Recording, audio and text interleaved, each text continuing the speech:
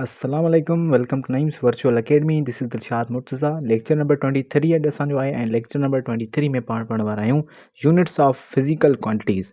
Previous lecture में पाण physical quantities खे पढ़ियोसीं, उनजा जेके टाइप्स हुआ यानी कि फंडामेंटल फिज़िकल क्वांटिटी ऐं ड्राइव्ड फिज़िकल क्वांटिटी उन्हनि खे। सो अॼु जेको आहे पाण पढ़ण वारा आहियूं उहा आहे यूनिट्स ऑफ फिज़िकल क्वांटिटीज़। हाणे यूनिट्स पाण छा खे चवंदा पिया वाट आर यूनिट्स। त पाण प्रीवियस वीडियो लेक्चर में मेजरमेंट टॉपिक खे डिफाइन कयो हुयोसीं। त हाणे मेजरमेंट पाण छा खे चवंदा आहियूं, त मेजरमेंट चवंदा पिया हूंदा आहियूं कि अननोन क्वांटिटीज़ खे कंपेयर करणु कंहिं नॉन स्टैंडर्ड क्वांटिटी सां। सो जेका उहा नॉन स्टैंडर्ड क्वांटिटी हूंदी आहे उन खे पाण यूनिट चवंदा पिया हूंदा आहियूं। अञा सिंपली मां डिफाइन कयां त पाण जंहिं शइ जी मदद सां का अननोन क्वांटिटी मालूम कयूं था पिया उन जी शइ खे पाण यूनिट चवंदा पिया हूंदा आहियूं। सिंपली अगरि कोई पाण मास मापणु चाहियूं था पिया, कोई वज़न मापणु चाहियूं था पिया पाण, त उन वज़न खे मापण लाइ जेका स्टैंडर्ड क्वांटिटी यूज़ कयूं था पिया उन जी स्टैंडर्ड क्वांटिटी खे पाण चवंदा पिया हूंदा यूनिट। हाणे स्टैंडर्ड क्वांटिटी थी पवंदी वज़न मापण जे लाइ किलोग्राम्स। इहो किलोग्राम जेको आहे इहो हिकु यूनिट आहे। सो अगरि पाण कपिड़ा या डिस्टेंस मालूम करणु चाहियूं था पिया त उते असांखे वरी जेको आहे सो जेको स्टैंडर्ड मिलंदो पवंदो आहे उहो मीटर हूंदो आहे। सो मीटर हिकु यूनिट आहे। अगरि पाण टाइम वक़्तु माप करणु चाहींदा पिया हूंदासीं यानी कि अननोन टाइम खे पाण माप करणु चाहियूं था पिया त उनजे लाइ पाण जेको नॉन टाइम यूज़ कंदा पिया हूंदा आहियूं उहो हूंदो आहे मिनट या सेकंड या घंटो। त इहे जेके मिनट्स आहिनि या सेकंड्स आहिनि या 1 आवर आहे त इहे सभई यूनिट्स थी वेंदा आहिनि टाइम खे मेजर करण जे लाइ। सो यूनिट्स जेके हूंदा आहिनि उहे हिकु नॉन स्टैंडर्ड फिज़िकल क्वांटिटीज़ हूंदा आहिनि जंहिंजी मदद सां पाण अननोन फिज़िकल क्वांटिटीज़ मालूम कंदा पिया हूंदा आहियूं। सो हिते डेफिनेशन में असां डिस्क्राइब कयो आहे त units of physical quantities are standard measurements. जेको सिंपली जेके यूनिट्स हूंदा आहिनि उहे फिज़िकल क्वांटिटी जा हिकु स्टैंडर्ड मेजरमेंट्स हूंदा आहिनि जंहिंजी मदद सां पाण कंहिं ॿी क्वांटिटीज़ खे उनखे कंपेयर करे सघंदा पिया हूंदा आहियूं या कंहिं ॿी क्वांटिटी खे उनजी मदद सां पाण एक्सप्रेस कंदा पिया हूंदा आहियूं। हिकिड़ी ॿी डेफिनेशन बि असां हिते डिस्क्राइब करे छॾी आहे। A standard physical quantity is called a unit। हिकु अहिड़ी नॉन फिज़िकल क्वांटिटी जंहिंजी मदद सां ॿियूं क्वांटिटीज़ पाण मालूम कंदा पिया हुजूं त उन खे पाण यूनिट सॾींदा पिया हूंदा आहियूं। अञा ॿी पॉइंट असां हिते एड कई आहे त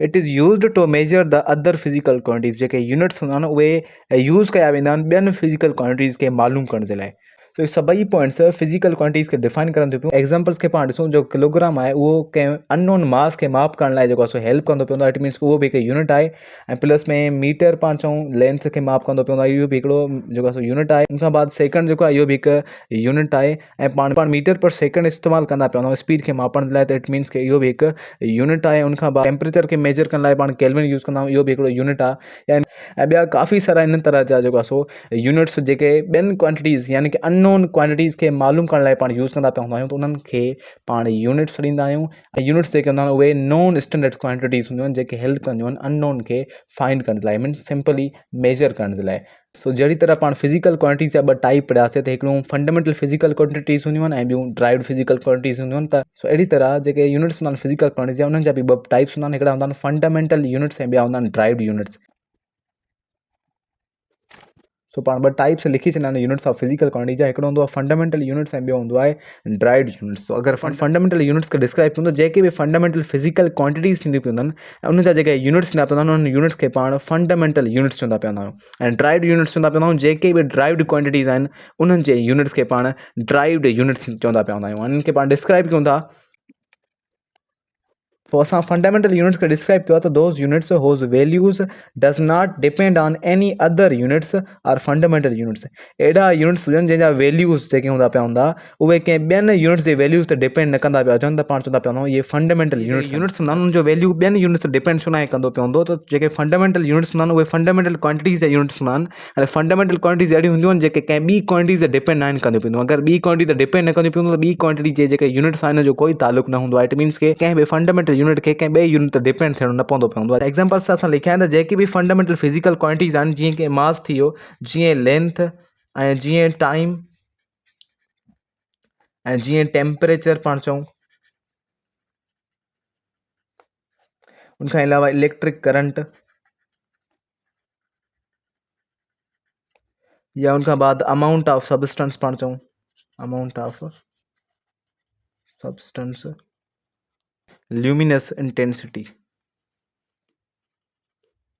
हाणे इहे सभई जेके फंडामेंटल फिज़िकल क्वांटिटीज़ आहिनि इनखे मेजर करण लाइ जेके यूनिट्स यूज़ कंदा पिया आहिनि उन्हनि यूनिट्स खे पाण फंडामेंटल यूनिट्स चवंदा पिया हूंदा आहियूं। हाँ जो मास होंगे उन्हीं के पान मेजर करना जो यूनिट यूज़ करना पवंदा वो होंदो किलोग्राम एन के अलावा पान के ग्राम्स में भी मेजर कर सकूँ या मण में या टन्स वगैरह भी मेजर कर सकूँ पिया सो लेंथ के मेजर करण जो यूनिट होंदो मीटर मीटर के अलावा पान लेंथ के बिन शइ भी मेजर कर सकूँ पिया लाइक किलोमीटर या मिलीमीटर या माइल या लाइट ईयर वगैरह ये सभी लेंथ जा यूनिट्स आन उनके बाद जो टाइम होंगे उनके मेजर करने पान यूनिट यूज़ करना पवंदा सेकंड उनके बाद पान मिनट्स हावर्स वगैरह भी यूज़ करना पवंदा टाइम के मेजर करने उनके बाद टेम्परेचर के पान मेजर करना पवंदा स्पेशली केल्विन सां उनके बाद पान सेल्सियस भी यूज़ करना पवंदा आहियूं उनके बाद फ़ारेनहाइट स्केल भी यूज़ करना पवंदा इहो भी यूनिट्स आहिनि टेम्परेचर के मेजर करण जा इलेक्ट्रिक करंट के पाण मेजर करना पवंदा एम्पेयर्स में सो एम्पेयर भी हिकिड़ो जेको आहे सो फंडामेंटल यूनिट थींदो पवंदो सो अमाउंट ऑफ सबस्टेंस जो हूंदो आहे उनजो यूनिट थींदो पवंदो आहे मोल हाणे मोल भी हिकिड़ो फंडामेंटल यूनिट आहे मोल जो हूंदो आहे डिस्क्राइब कंदो आहे त केतिरा नंबर ऑफ पार्टिकल्स आहिनि कंहिं बि मैटर में उनखां बाद ल्यूमिनस इंटेंसिटी के पाण ॾिसूं त इनखे मेजर करण जे लाइ हिकु यूनिट यूज़ हूंदो आहे कैंडिला हाणे कैंडिला भी हिकिड़ो फंडामेंटल यूनिट आहे हाणे जेके भी फंडामेंटल फिजिकल क्वांटिटीज़ आहिनि उनमें जेके भी स्टैंडर्ड यूनिट मौजूदु आहिनि उन्हनि सभिनी यूनिट्स के पाण फंडामेंटल यूनिट्स चवंदा पिया आहियूं आई होप कि इट्स क्लियर नाउ सेकंड ते मूव कयूं था ड्राइव्ड यूनिट्स पाण छा चवंदा पिया आहियूं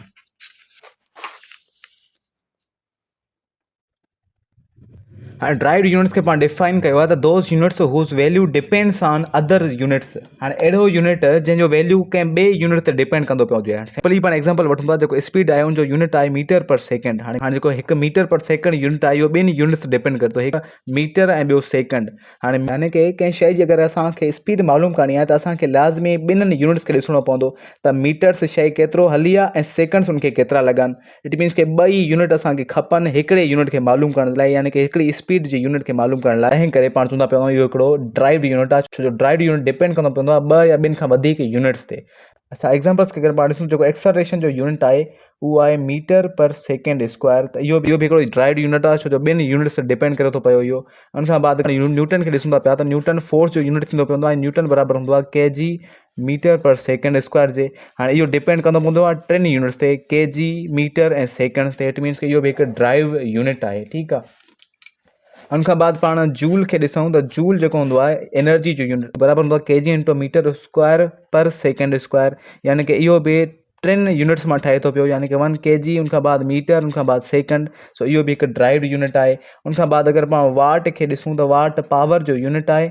हाणे वाट जेको हूंदो आहे उहो बराबरि हूंदो आहे जोल्स पर सेकेंड जे हाणे ॿ यूनिट्स मिलनि था पिया यानी कि ॿिनि यूनिट्स ते डिपेंड करे थो पियो इहो सॼो यूनिट इट मीन्स कि इहो बि हिकु ड्राइव्ड यूनिट आहे अगरि पाण पास्कल खे ॾिसूं जेको प्रेशर जो यूनिट आहे उहो बराबरि हूंदो आहे न्यूटन अपान मीटर स्क्वायर जे इट मीन्स कि इहो बि हिकु ड्राइव्ड यूनिट आहे ऐं एक्सलरेशन के पाण डिस्क्राइब करे आहियूं ऐं डेंसिटी लास्ट में पाण ॾिसूं था पिया डेंसिटी बराबरि हूंदी आहे मास पर वॉल्यूम जे त मास खे केजी में मेजर कयो वेंदो आहे ऐं वॉल्यूम खे मीटर क्यूब में इट मीन्स कि इहो बि ॿिनि यूनिट्स ते डिपेंड करे थो पियो त इहो यूनिट बि हिकु ड्राइव्ड यूनिट थींदो पवंदो सो इहे जेके क्वांटिटीज़ आहिनि इहे सभई क्वांटिटीज़ जेके आहिनि ड्राइव्ड क्वांटिटीज़ आहिनि ऐं सभिनी जा जेका यूनिट्स आहिनि उहे ड्राइव्ड यूनिट्स ॾिया वेंदा आहिनि so this is all for today I hope कि तव्हांखे सॼो सिस्टम सम्झ में आयो हूंदो उनखां बाद पाण पढ़ण वारा आहियूं व्हाट इज़ SI सिस्टम जंहिंखे इंटरनेशनल सिस्टम ऑफ यूनिट्स चयो वेंदो आहे